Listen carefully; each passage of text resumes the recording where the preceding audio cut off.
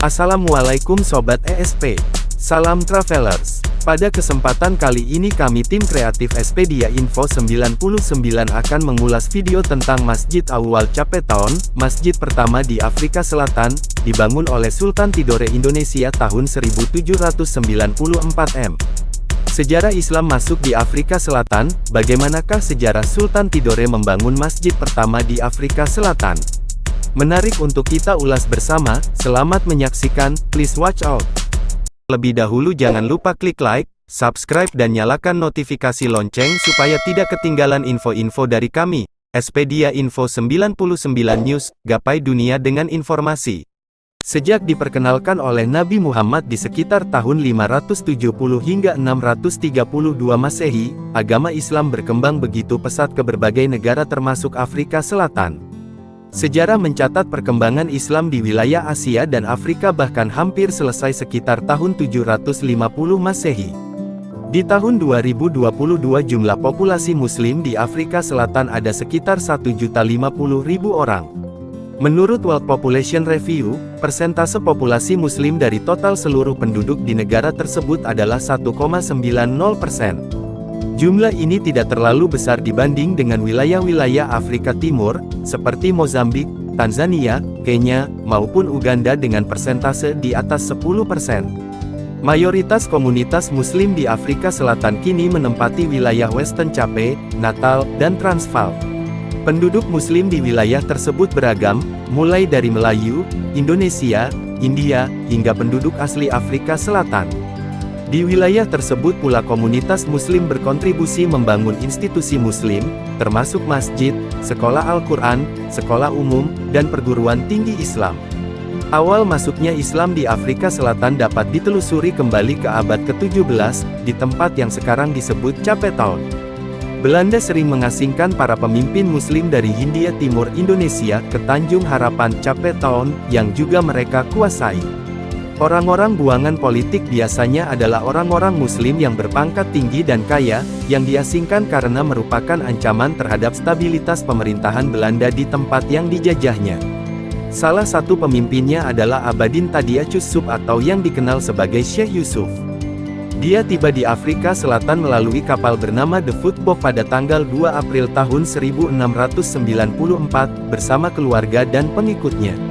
Belanda mencoba mengisolasi pemimpin umat tersebut jauh dari orang lain dengan menempatkannya di sebuah peternakan di Zandvliet, sebagai tahanan.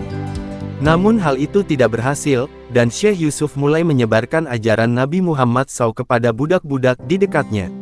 Islam segera menjadi sangat populer di kalangan budak lain dan majikan mereka. Para budak menggunakan ajaran tersebut untuk mendapatkan posisi yang lebih baik di rumah majikan mereka, sementara tuan budak belajar betapa pentingnya memperlakukan budak mereka dengan baik. Segera, komunitas Muslim membuat persatuan pertama di Afrika Selatan didirikan di Zandvliet. Syekh Yusuf meninggal di Zandvliet pada tanggal 23 Mei tahun 1699 dan daerah tersebut berganti nama menjadi Makassar untuk menghormati tempat kelahiran Syekh Yusuf. Syekh Yusuf dimakamkan di perbukitan Faure, menghadap Makassar dan masih dianggap sebagai pendiri dan bapak Islam di Afrika Selatan. Pada tahun 1767, Pangeran Abdullah Kadi Abdussalam dari Indonesia diasingkan ke Tanjung Harapan, Cape Town, ibu kota Afrika Selatan saat ini oleh Belanda, yang sedang menjajah wilayah sejumlah wilayah di Nusantara. Pangeran Tuan Guru Imam Abdullah Kadi Abdussalam lahir di Tidore pada tahun 1712 dan meninggal di Cape Town pada tahun 1807 pada usia 95 tahun. Tidore adalah kota yang berada di wilayah Provinsi Maluku Utara, Indonesia. Dulu berdiri Kesultanan Tidore atau Kerajaan Islam Tidore yang berpusat di kota Tidore. Selama Tuan Guru Imam Abdullah Kadi Abdussalam diasingkan di Afrika Selatan, dia menulis salinan Al-Quran dari hafalannya. Mushaf Al-Quran yang dia tulis masih disimpan di Cape Town hingga saat ini. Setelah dibebaskan dari status tahanan pada tahun 1793, Tuan Guru Imam Abdullah Kadi Abdussalam mendirikan madrasah pertama di Afrika Selatan.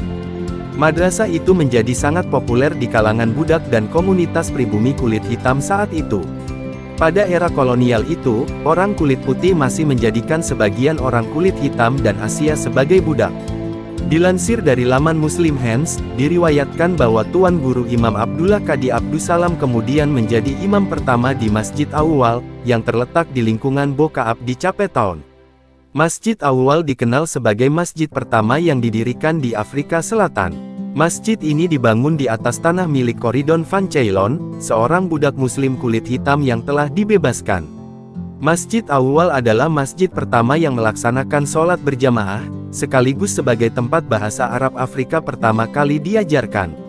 Tuan Guru Imam Abdullah Qadi Abdussalam dimakamkan di pemakaman Tanah Baru, di Bokaab, Cape Town, Afrika Selatan yang merupakan pemakaman muslim pertama di negara tersebut. Terima kasih telah menonton video ulasan dari kami. Sampai jumpa pada video selanjutnya. Wassalam, terima kasih.